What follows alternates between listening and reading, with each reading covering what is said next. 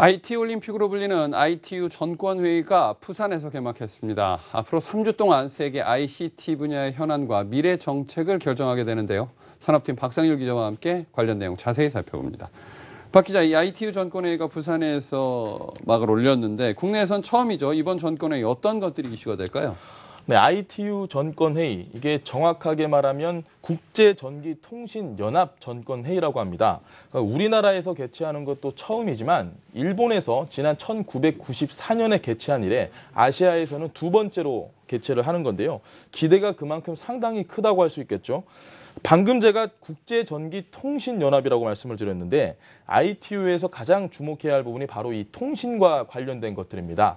일단 ITU에서 다뤄질 전반적인 내용을 지수희 기자가 자세히 보도합니다. 2014 ITU 전권회의가 개막식을 시작으로 3주간의 대장정에 돌입했습니다. ITU 전권회의는 유엔사나 정보통신 전문 국제기구 ITU의 최고위급 의사결정 회의입니다. 우리나라가 ITU 전권회의를 개최하는 것은 이번이 처음으로 아시아에서는 지난 94년 일본에 이어 두 번째입니다. 이를 위해 전 세계 140개국 ICT 장차관을 비롯해 170개국에서 3,000명이 부산을 방문했습니다. 이번 회의에서는 미래 ICT 비전과 중장기 발전 전략을 수립하고 선진국과 개발도상국 간의 정보 격차 해소, 항공기 위치 추적을 위한 주파수 배분 등에 대한 심도 있는 논의가 펼쳐질 예정입니다. We gather together here to discuss the future role of ICT and its sustainable development. This year, this ministerial meeting takes place on the day before the opening of the ITU's Plenipotentiary Conference.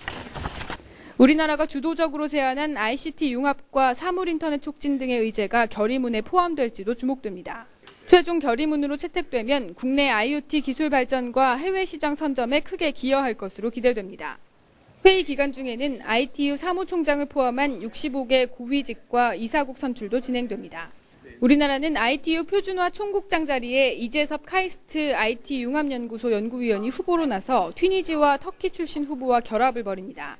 ITU 표준화국장에 선출될 경우 이동통신과 IPTV 등 ICT 국제표준을 결정하는 데 주도적인 역할을 할 것으로 보입니다. 개막식에 앞서 하루 전날 열린 ICT 장관회의에서는 최양희 미래창조과학부 장관 등 50개국 ICT 수장들이 모여 미래 정보통신기술에 대한 방향을 제시하는 부산 선언문을 공동 채택했습니다. 한국경제TV 지수희입니다. 네, 자 지수희 기자 리포트를 봤는데 참 바닷가 배경으로 리포트 클로징이 나오니까 좀 더 신선하네요. 저도 지금 한참 좀 넋을 놓고 봤습니다. 너무 이 배경이 좋아서 저희가 네. 동백섬인데 역시 ITU 전권회의는 부산에서 해야 제맛이 아닌가 그렇게 생각합니다. 네, 자 이번이 ITU 총회에서 과연 어떤 것들이 다뤄질지 또 여러 가지 얘기들이 나올 것 같은데 가장 크게 좀 요약을 한다면 어떤 것으로 얘기해 볼 수 있을까요? 네, 우리나라가 이번에 발제한 의제가 네. 사물 인터넷 촉진과 그리고 ICT 융합 이 두 가지입니다. 이 두 가지 모두 통신 기술의 발달이 반드시 필요한 부분이라고 제가 아까 말씀을 드렸는데 우리는 지금 4세대 이동통신을 살고 있잖아요. 4G 네. 시대. 그런데 이제는 5세대 이동통신, 5G 시대를 준비해야 할 때입니다. 그 ITU 전권회의에서 많은 기업들이 이 5G 시대에 굉장히 열정적인 화두를 던지고 있습니다. 네, 자 4세대 이동통신으로 넘어온 지도 얼마 되지 않은 것 같은데 5세대 이제 얘기가 나오기 시작하군요. 상당히 좀 속도가 빠른 거 아닌가요? 물론 그 5G 이야기가 나오고는 있죠. 이미 예전부터 여러 얘기가 나왔는데 사실 이 상용화가 되려면 2020년쯤에나 가능하지 않을까 지금 그렇게 얘기가 나오고 있고요. 그럼에도 벌써부터 큰 이슈들이 많이 얘기가 나오는 거는 상당히 여러 가지 계산이 좀 깔려 있습니다. 잠시 박근혜 대통령의 개회식 기념연설을 들어보시겠습니다. 2020년 세계 최초 5세대 이동통신 서비스 상용화를 목표로 기술 개발과 인프라 고도화에 박차를 가하고 있습니다. 초고속 네트워크 기반 위에서 우리 경제의 패러다임을 추격형에서 선도형으로 전환하기 위한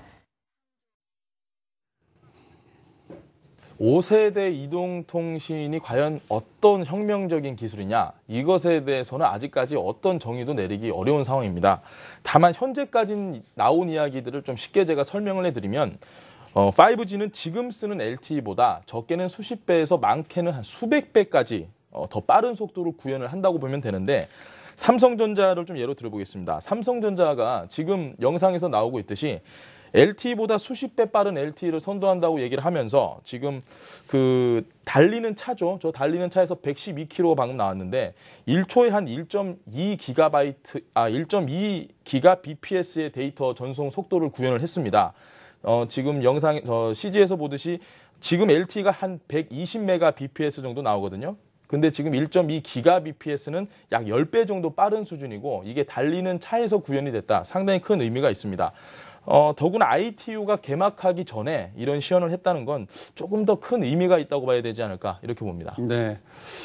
자, 이 삼성전자의 5세대 이동통신기술 시연과 ITU 개막이 좀 어떤 의미가 맞물릴 수 있다라는 얘기인 것 같은데 국제 표준과 관련된 겁니까? 네, 맞습니다. 이 국제 표준 이 부분이 쉽지 않은 개념입니다. 이 부분을 좀 쉽게 설명을 해드리면 전자든 통신이든 전 세계에서는 함께 써야 하는 표준이 필요하거든요. 예를 조금 들면 우리가 220V를 쓰지 않습니까? 플러그를. 이게 만약에 우리나라만 220V를 쓰고 외국에서는 190V, 뭐 210V, 230V 실제로 그렇지는 않지만 그렇게 쓴다라고 가정을 하면 우리가 해외로 나갈 때마다 출장을 갈 때마다 그 나라에 맞는 플러그 제품을 사든지 아니면 플러그를 찾아야 되죠. 이게 굉장히 낭비입니다, 이게. 그래서 전 세계가 약속을 하는 겁니다. 플러그는 220V짜리를 쓰자.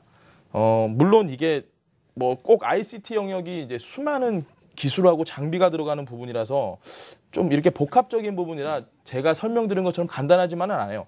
하지만 아까 그 220V로 예를 들면 220V를 개발한 사람 입장에서 어떤 이점이 있을까?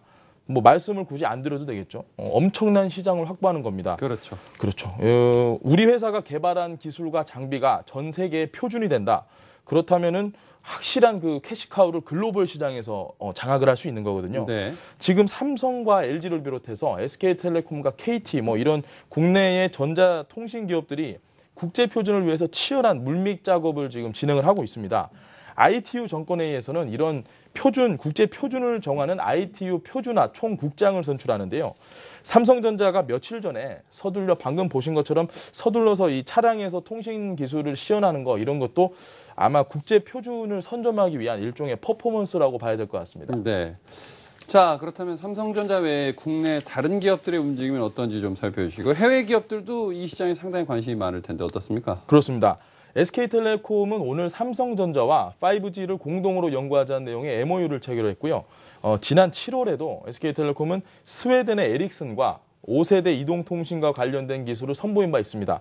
국내 통신사들 중에는 좀 글로벌 업체들과 굉장히 활발한 움직임을 많이 보이고 있다고 보는데 네. 참고로 에릭슨에 대해서 말씀을 드리면 에릭슨은 무선 기술 특허만 약 3만 5천 개에 달하는 특허 괴물입니다. 그리고 통신 장비에 아주 강점이 있는 회사죠. 국내 이제 2위 통신업체인 KT도 지금 기가를 내세워서 빠른 변화를 주도하고 있습니다. 지금보다 한 10배 정도 빠른 인터넷 상용화에 오늘 성공했다는 소식이 나왔고 주목해야 할 또 다른 사업자가 있습니다. 바로 노키아입니다. 핀란드 하면 떠오르는 노키아인데 휴대폰 사업이 좀 몰락을 했죠. 그러면서 최근에 뭐 노키아가 좀 이대로 무너지는 게 아니냐 이런 얘기가 나왔었는데 사실 요즘 보면 네트워크 사업에 영향을 집중을 하고 있습니다. 지난달에는 5G는 사물 인터넷 시대를 여는 네트워크 기술이다. 이런 얘기를 하면서 다음 시대를 준비한다는 공식적인 입장을 밝히기도 했는데 일부 해외 언론에서는 이런 얘기를 했습니다. 노키아는 죽지 않았다. 네트워크로 살아날 것이다. 뭐 이렇게 보도가 되기도 했죠. 네, 사실 한 3, 4년 전만 해도 노키아가 전 세계 단말기 시장에서의 점유율을 우리나라 삼성과 LG한테 뺏기면서 자, 이렇게 노키아가 에릭슨과 같은 길을 걸어가느냐라는 얘기가 나왔었는데 결국 네트워킹 사업 쪽에서 좀 더 진일보된 행보를 보이지 않겠느냐라는 분석들이 조금씩 나오고 있군요. 네, 맞습니다. 이 ITU 표준화 총국장 이 자리에 우리나라 사람이 후보로 올라가 있다고 들었습니다. 아무래도 우리나라에서 열리다 보니까 좀 뭐 어떻게 당선 가능성이 좀 높은 거 아닙니까?